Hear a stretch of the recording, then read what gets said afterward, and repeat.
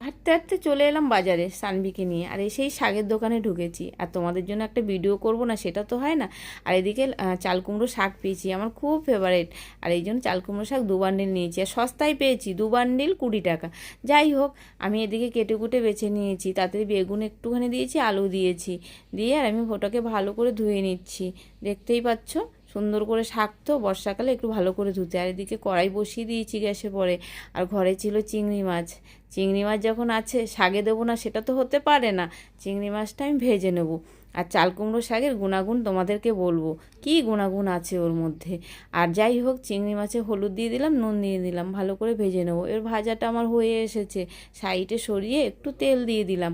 তেল দিয়ে আমি এদিকে দুটো সাদা জিরে, আর ঘরে ছিল রাঁধুনি, রাঁধুনি আর খাবো না সেটা হয় না চাল কুমড়ো শাকে, আর দিয়ে দিলাম। দেওয়ার পরে সাথে আমি কয়েক কোয়া রসুনও দিয়ে দিয়েছি, দিয়ে ওটাকে একটু ভেজে নিয়েছি।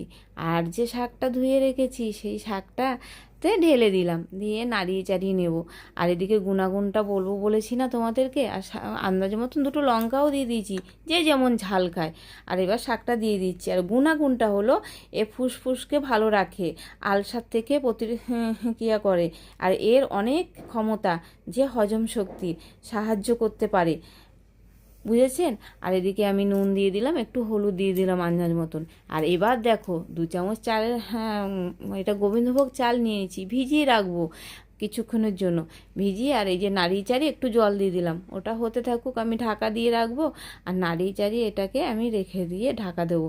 আর যাই হোক, এবার আমি চলে যাচ্ছি সেই চালের কাছে, ঘুরতে ঘুরতে চালটা ভিজে গেছে।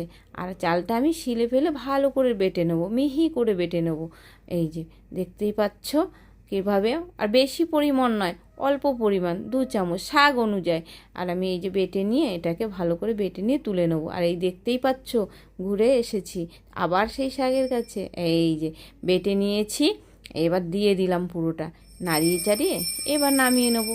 আর এইভাবে তোমরা যদি করে খাও দেখবে খুব ভালো লাগবে। আর আমার ভিডিওটা যদি সত্যিই তোমাদের ভালো লাগে, আমাকে একটা লাইক দিও, আর সাবস্ক্রাইবার করে দিও, আর অনেক অনেক কমেন্ট করো। চলো বন্ধুরা, তোমাদেরকে বলেই দিলাম এর গুণাগুণটা। এ সবাই কিন্তু চেষ্টা করবে এই শাকটা খাওয়ার জন্য। আর দেখো বন্ধুরা, আমার রেসিপিটা সত্যিই ভালো হয়েছে কিনা আমাকে একটা কমেন্ট করে জানিও, প্লিজ প্লিজ প্লিজ।